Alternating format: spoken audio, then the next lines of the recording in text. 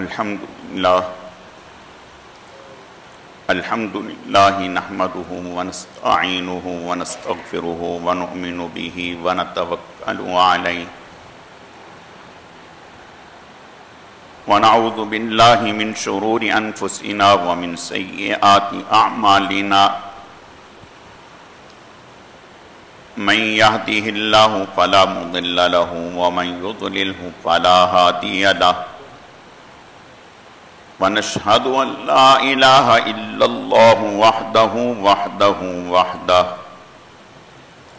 لا شريك له ولا نظير له ولا مثل له ولا مثال له ونشهد أن سيدنا وسندنا وشفيعنا ومرشدنا ومولانا وملجانا محمد وبارك وسلم وصل عليه.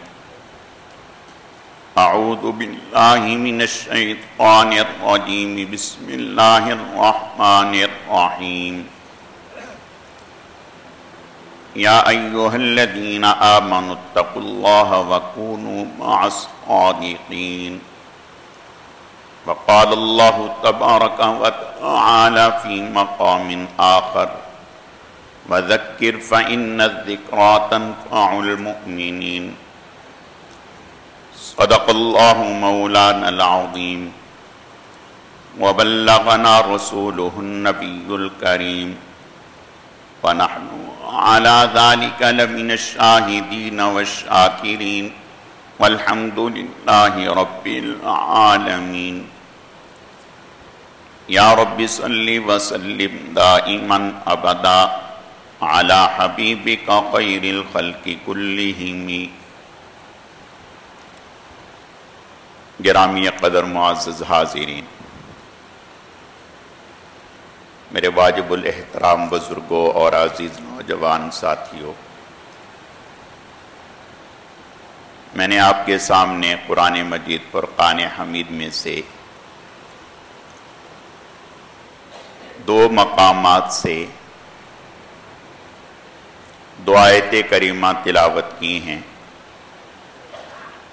رب ذوالجلال سے دعا ہے کہ وہ ذات بزرگ و برتر مجھے اس کی روشنی میں صحیح صحیح کہنے کی اور سمجھانے کی توفیق عطا فرمائے. پھر اللہ رب العزت کی ذات اس مختصر وقت میں جو کچھ کہا سنا جائے، اس کہنے سننے کو محض اپنی رضا کے لیے اپنی بارگاہ میں قبول و منظور فرمائے، ہم سب کی نجات اور ہدایت کا، مغفرت کا ذریعہ اور سبب بنائے. میری آج کی مختصر گزارشات کا موضوع اور عنوان بعض دفعہ ایک جملہ انسان کی کایا پلٹ دیتا ہے.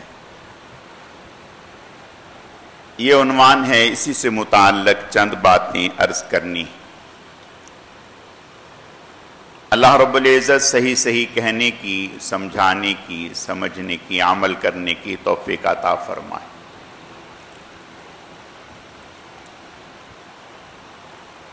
اللہ رب العزت نے انسان کو اچھے لوگوں کی صحبت اختیار کرنے کا حکم دیا ہے.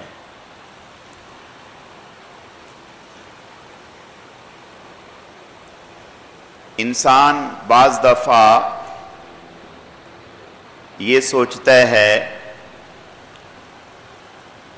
کہ بھئی میں عرصے سے جا رہا ہوں، بیٹھ رہا ہوں، سن رہا ہوں، لیکن مجھے کوئی نفع نظر نہیں آتا.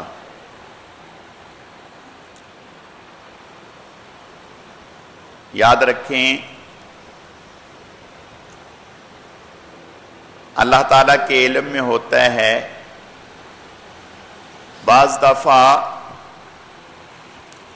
پورا بیان نہیں، پوری مجلس نہیں، پوری تقریر نہیں، پورا دوران طالب علمی نہیں، کسی بھی وقت کسی بھی مجلس کسی بھی بیان کے ایک جملے سے انسان کی کایا پلٹ جاتی ہے، گویا وہی جملہ اس پورے بیان کا حاصل اور خلاصہ ہوتا ہے۔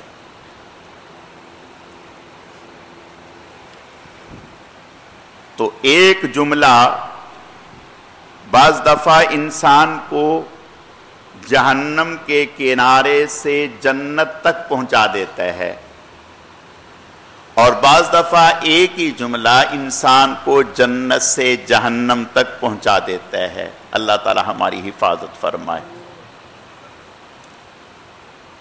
تو انسان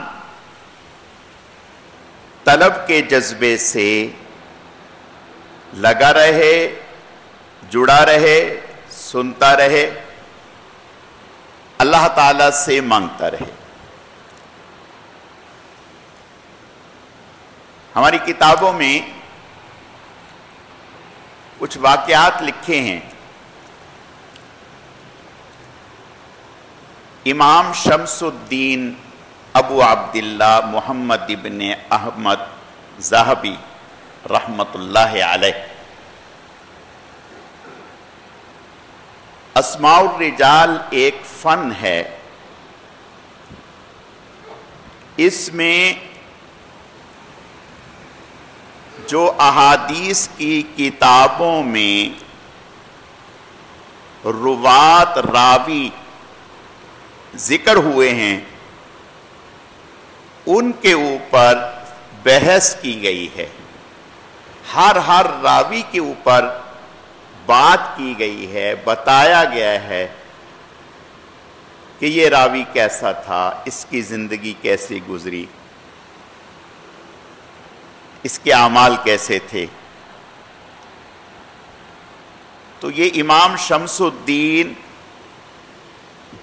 ابو عبداللہ محمد ابن احمد ذہبی رحمت اللہ علیہ یہ کہتے ہیں کہ میں طالب علم تھا، دوران طالب علمی میں لکھا کرتا تھا۔ تو ایک دن جو میں نے لکھا تو ہمارے جو استاذ تھے انہوں نے دیکھا،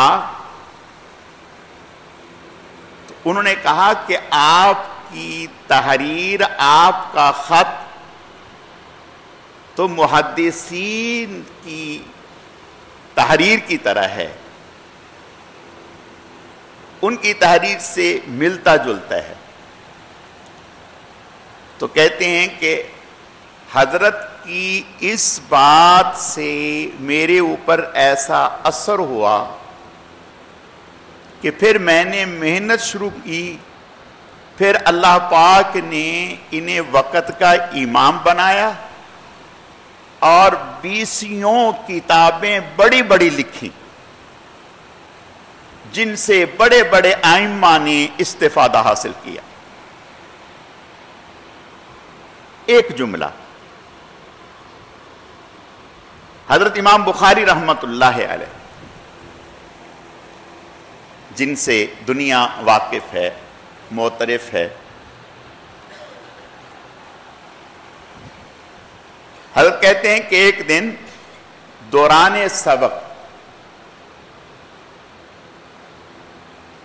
ہمارے ایک استاد تھے اسحاق بن راہوے رحمت اللہ علیہ، انہوں نے یہ فرمایا کہ اے کاش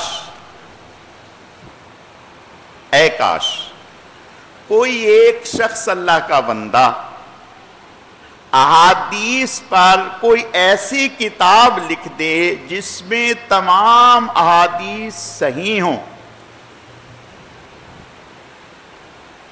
یہ بات انہوں نے کہہ دی۔ یعنی آپ کلاس پڑھاتے ہیں، اس میں چھوٹے بچے بھی ہیں، بڑے بھی ہیں، ہمیں کیا خبر کہ ہم جو بات کہہ رہے ہیں وہ کس کے ذہن پر اتر جائے گی۔ ہماری اس مجلس میں بیٹھنے والا کون طالب علم کیا ہیرا ہے؟ ہم نے تو ایک بات کہہ دی.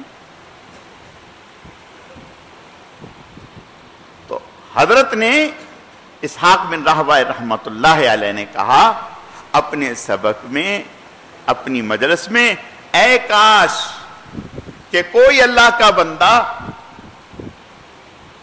احادیث پر کوئی ایسی کتاب لکھ دے جس میں ساری احادیث صحیح ہوں. حضرت امام بخاری رحمت اللہ علیہ فرماتے ہیں کہ حضرت کا یہ جملہ میرے دل میں اتر گیا، یہ جملہ میرے دل میں اتر گیا، اور میں نے طے کر دیا کہ یہ کام اللہ کے فضل سے میں نے کرنا ہے. اور پھر کیا. حضرت نے بخاری کتاب جو لکھی، پھر حق ادا کیا. 16 سال میں لکھی یہ کتاب. ہر حدیث کو لکھنے سے پہلے غسل کیا، 2 رکعت پڑھی، استخارہ کیا، پھر جا کر حدیث لکھی. جب بالکل دل مطمئن ہو گیا، یہ استاذ کے ایک کہے ہوئے جملے کی برکت سے اللہ نے امت کو کس قدر نفع عطا کیا، کس قدر نفع عطا کیا. حضرت علی رضی اللہ تعالی، ایک شخص آ گیا سا. آپ نے فرمایا آپ کون ہیں؟ ذرا تعارف کروا دیں. اس نے کہا میں غالب بن ساسا میرا نام ہے. حسن نے فرمایا اچھا اچھا، یعنی غیبانہ تعارف تھا، غیبانہ ذکر تھا. حضرت نے فرمایا کہ وہی غالب بن ساسا جس کے بے شمار اونٹ ہیں، جس کے بہت سارے اونٹ ہیں؟ اس نے کہا جی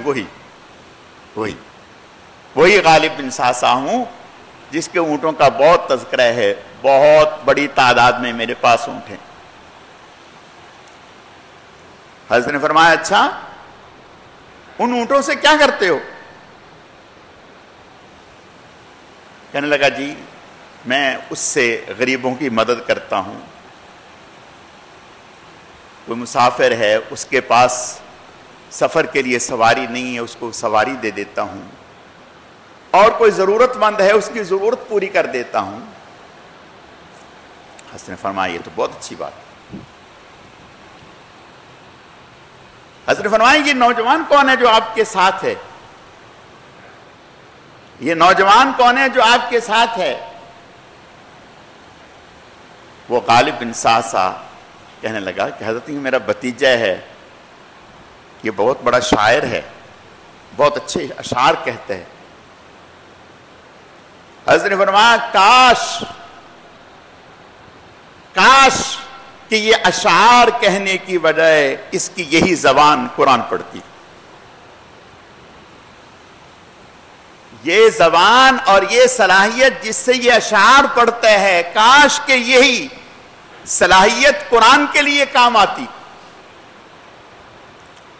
بس بات ختم ہو گئی. یہ بات اس نوجوان کے دل پہ اتر گئے. فرزوق نام تھا بھتیجے کا. گھر گیا، زندگی کی کایا پلٹ گئی. گھر سے باہر نہیں نکلا 1 سال تک، جب تک کہ قرآن کا حافظ نہیں بن گیا. قرآن کا حافظ بنا، پھر لوگوں نے اس کا چہرہ دیکھا، پھر گھر سے باہر نکلا، پھر اللہ نے کایا پلٹ دی. یہ ایک جملہ ہے. مجلس لگی ہوئی ہے، گانا بجانا ہو رہا ہے اور پینے پلانے کا دور ہے. اللہ کا کرنا اس مجلس کی طرف حضرت عبداللہ ابن مسعود رضی اللہ تعالیٰ عنہ کا گزر ہوا. حضرت نے دیکھا, اندر جا کر تو اندازہ نہیں کیا, گئے نہیں, باہر سے ہی دیکھا کہ گانے والا گا رہا ہے اور ساز کے ساتھ اور بہت اچھی آواز سے گا رہا ہے. حضرت نے فرمایا اے کاش جس سریلی آواز سے یہ گا رہا ہے اللہ کی نافرمانی میں لگا ہوا ہے, کاش کہ یہی سریلی آواز قرآن کی تلاوت کرتی تو کتنا اچھا ہوتا, کتنا اچھا ہوتا. یہ جملہ فرمایا اور ذرا آواز سے جب یہ جملہ اس گانے والے نے سنا, زازان نام تھا, مشہور تھا, بس اس کے اندر میں ایک کھلبلی مچ گئی. اپنے اس ساز کو رکھا اور لوگوں سے کہا کہ یہ کون تھے صاحب جو یہ کہہ کے گئے ہیں, یہ صاحب کون تھے جو یہ کہہ کے گئے ہیں؟ انہوں نے کہا آپ نہیں جانتے؟ کہا نہیں میں تو واقف. کہا یہ عبداللہ ابن مسعود رضی اللہ تعالیٰ عنہ حضور صلی اللہ علیہ وسلم کے خادم خاص تھے, حضور صلی اللہ علیہ وسلم کے خادم خاص تھے, یہ حضرت عبداللہ ابن مسعود تھے. کہا کیا کہہ کے گئے؟ کہا کہ یہ کہہ کے گئے کہ اے کاش جو زبان اتنے اچھے خوبصورت انداز سے اللہ کی نافرمانی میں گا رہی ہے, یہ زبان کہیں قرآن پڑھنے لگ جاتی. بس یہ سنا اور وہاں سے اٹھا, گردن میں اپنا کپڑا ڈالا اور حضرت عبداللہ ابن مسعود رضی اللہ تعالیٰ عنہ کے گھر پہنچ گئے اور جا کر کے ان کے قدموں میں سر رکھ کر بے پناہ رونے لگے. حضرت عبداللہ ابن مسعود رضی اللہ تعالیٰ عنہ بھی دیکھ کر رونے لگ گئے اور کہا کہ میں آج کے بعد توبہ کرتا ہوں, معافی مانگتا ہوں, آپ مجھے توبہ طائب کریں. بس پھر زندگی بھر حضرت عبداللہ ابن مسعود رضی اللہ تعالیٰ عنہ کے ساتھ حضرت کی رفاقت میں, حضرت کی صحبت میں گزاری اور تابعین میں پہلی صف میں ان کا شمار ہونے لگا, پہلی صف میں ان کا شمار ہونے لگا. پتہ چلا کوئی بھی مجلس, کوئی بھی جگہ معمولی نہ سمجھیں, نہ گناہوں کی مجلس کو معمولی سمجھیں, بڑی خطرے والی چیز ہے. نہ نیکی والی کسی مجلس کو ہلکا سمجھیں.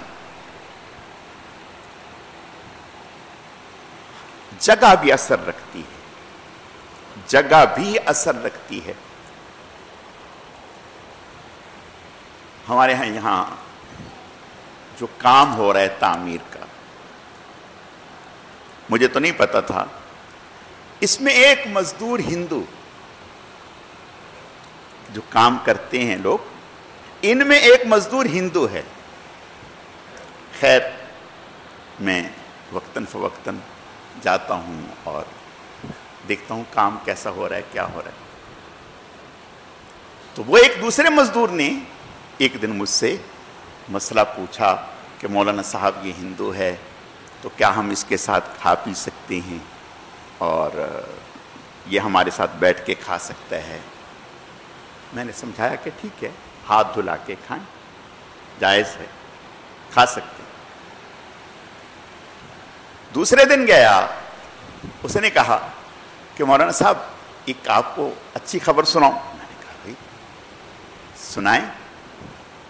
کہا میں تو آج بہت خوش ہو گیا. وہ مزدور دوسرا کہنے لگا میں تو آج بہت خوش ہو گیا. میں نے کہا کیا ہوا؟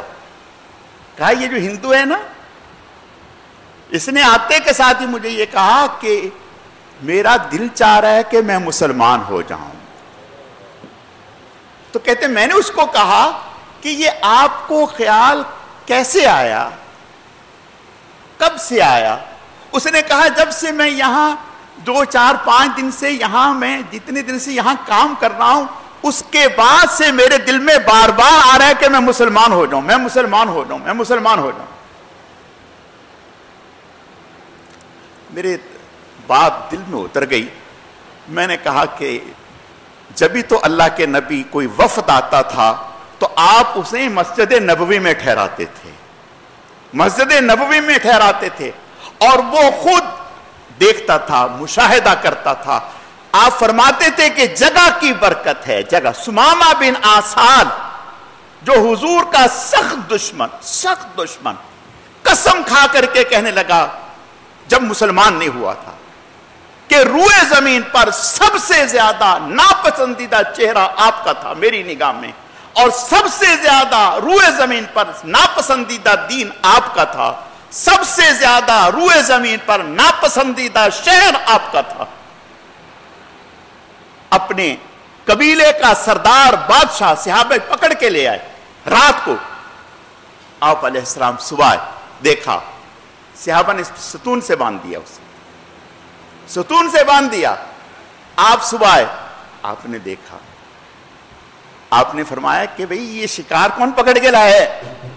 صحابہ انہوں نے کہا یا رسول اللہ ہم رات تھے پہرے پر، ہم نے دیکھا کہ یہ مدینے کے مضافات سے نکل رہا تھا تو ہم نے اس کو پکڑ لیا۔ آپ نے فرمایا جانتے ہو یہ کون ہے؟ کہا نہیں۔ آپ نے فرمایا یہ تو فلاں ہیں جو اپنے قبیلے کا سردار ہے، بادشاہ ہے، اور بڑا طاقتور آدمی ہے، معمولی آدمی نہیں ہے۔ پورا غلہ اناج اس کے شہر سے مکہ جاتا ہے۔ آپ اس کے پاس گئے، آپ نے فرمایا سمامہ کچھ کہنے کو ہے، کچھ کہنا چاہتے ہو؟ کہنے لگا ہاں میں کہنا یہ چاہتا ہوں اگر آپ مجھے قتل کریں گے تو ایسے شخص کو قتل کریں گے جو گرا پڑا نہیں ہے، اس کے خون کے ایک ایک قطرے کا بدلہ لینے کے لیے پورا خاندان موجود ہے، قبیلہ موجود ہے۔ اور اگر مال چاہتے ہو تو جو کہو گے آپ کے قدموں میں ڈھیر کر دوں گا، اور اگر احسان کرو گے تو احسان شناس پاؤ گے۔ آپ نے کچھ نہیں فرمایا، فرمایا بندہ رہنے دو، بندہ رہنے دو۔ اب وہ بندہ ہے۔ ایک دن گزرا، دوسرا دن گزرا، آپ نے پھر اس کے قریب گئے، پھر پوچھا، پھر اس نے یہی کہا، پھر تیسرے دن اس کے پاس گئے، پھر پوچھا، پھر اس نے یہی کہا۔ 3 دن لگاتار وہ بندہ ہوا ہے۔ آپ غور غور سے دیکھ رہے ہیں، دیکھ رہے ہیں۔ یہ جو دیکھنا تھا نا، یہ در حقیقت یہ شعاع کا آپریشن تو آج ایجاد ہوا ہے نا کہ شعاعوں کے ذریعے سے پتھری اندر ٹوٹ جاتی ہے۔ یہ تو آج ہم دریافت کی ہے سائنس نے کہ بھئی شعاع کے ذریعے سے اندر پتھری ہو پتے میں کہیں اور تو وہ ٹوٹ جاتی ہے، یعنی زخم کچھ نہیں ہوا اور شعاع نے کام کر دیا، اندر پتھری ٹوٹ گئی اور ریزہ ہو کے باہر نکل گئی۔ لیکن اللہ نے اس نگاہ میں بھی بڑی طاقت دی ہے، اس نگاہ میں بھی بڑی طاقت دی ہے۔ یہ نگاہ اچھی لگ جائے تو بھی کہاں سے کہاں پہنچا دیتی ہے، اور اگر بری نگاہ کسی کی لگ جائے تو اللہ کے نبی نے فرمایا کہ انسان کو قبر میں پہنچا دیتی ہے، انسان کو قبر میں پہنچا دیتی ہے۔ یہ بری نگاہ ایسی سخت ہے، اور اللہ کے نبی ان نگاہوں کے ذریعے سے باطن کا آپریشن فرما رہے تھے۔ کفر وہ دیکھ رہا ہے۔ 3 دن لگاتار نبوت و رسالت کا چہرہ دیکھا، نشست و برخاست دیکھی، گفتگو کا انداز دیکھا، اخلاق دیکھا، معاملات دیکھے۔ 3 دن کے بعد آپ نے فرمایا سمامہ کو چھوڑ دو، سمامہ کو چھوڑ دو۔ چھوڑ دیا۔ سمامہ باہر گئے، باغ میں غسل کیا، کپڑے بدلے، حضور کے قدموں میں آ کر 2 زانو ہو کر کے بیٹھ گئے۔ کہا کلمہ پڑھا دو، ہمیشہ کے لیے آپ کے غلاموں میں شامل ہو گیا۔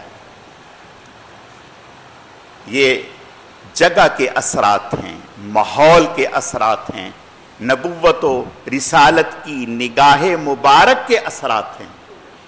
تو میں عرض یہ کرنا چاہتا ہوں کہ یہ ہندو چند دن یہاں گزارے ہیں اس ماحول میں، تو کہہ رہے ہیں دوسرے سے کہ میرا دل چاہتا ہے کہ میں مسلمان ہو جاؤں، کیسے ہوں گا مسلمان، کیا طریقہ کار ہے؟ یہاں آنے کو، بیان سننے کو، مسجد میں نماز کے لیے آنے کو معمولی نہ سمجھیں۔ ہمیں اندازہ ہی نہیں ہماری روحانی بیٹری کس قدر چارج ہو جاتی ہے، اللہ اس کی برکت سے کتنے فتنوں سے ہماری حفاظت فرماتے ہیں۔ حضور علیہ السلام نے ایک دن فرمایا، نعم الرجل خریم بن اسد، فرمایا لوگوں میں بہترین آدمی خریم بن اسد ہیں رضی اللہ تعالیٰ عنہ۔ کاش کہ خریم دو کام کر لے، بہت اچھا آدمی ہے۔ خریم موجود نہیں ہے، خریم بن اسد موجود نہیں ہیں، غیبانے میں حضور نے فرمایا خریم اسدی بہت اچھا آدمی ہے، نعم الرجل، زبان نبوت سے یہ کلمات نے، بہت اچھا آدمی، کاش کے دو کام کر لے۔ اللہ اکبر۔ صحابہ نے بھاگم بھاگ خریم سے کہا، خریم تمہارے تو بھاگ جاگ اٹھے بھائی، اللہ کے نبی نے فرمایا نعم الرجل، بہت اچھا آدمی ہے خریم، کاش کہ وہ یہ دو کام کر لے۔ خریم نے کہا کیا دو کام؟ خریم کی بڑی بڑی زلفیں تھیں، بڑے بڑے بال، ایک بال تو شرعی حدود میں ہیں، اللہ کے نبی سے ثابت ہیں، اور ایک بہت لمبے لمبے بال، اور بڑا آدمی تھا، سردار آدمی تھا، لونگی ٹخنوں سے نیچے۔ آپ نے ارشاد فرمایا اگر دو کام کر لے تو بہت اچھا آدمی ہے۔ دو کام کیا؟ فرمایا زلفیں ٹھیک کر لے، لبیں ٹھیک کر لے، اور لونگی نصف پنڈلی پہ کر لے۔ اللہ اکبر۔ بس سنا اور فوراً چل پڑے، اپنے بالوں کو ویسا کیا جیسے حضور چاہ رہے تھے، لبوں کو ویسا کیا جیسا حضور چاہ رہے تھے، لونگی ہمیشہ وہاں رکھی جہاں حضور چاہ رہے تھے۔ ایک جملے نے ہمیشہ کے لیے زندگی کی کایا پلٹ دی، ہمیشہ کے لیے زندگی کی کایا پلٹ دی۔ عبداللہ ابن عمر رضی اللہ تعالیٰ عنہ خواب دیکھا، اپنی ہمشیرہ حضرت حفصہ سے کہا کہ حضور کو میرا خواب بتا دو۔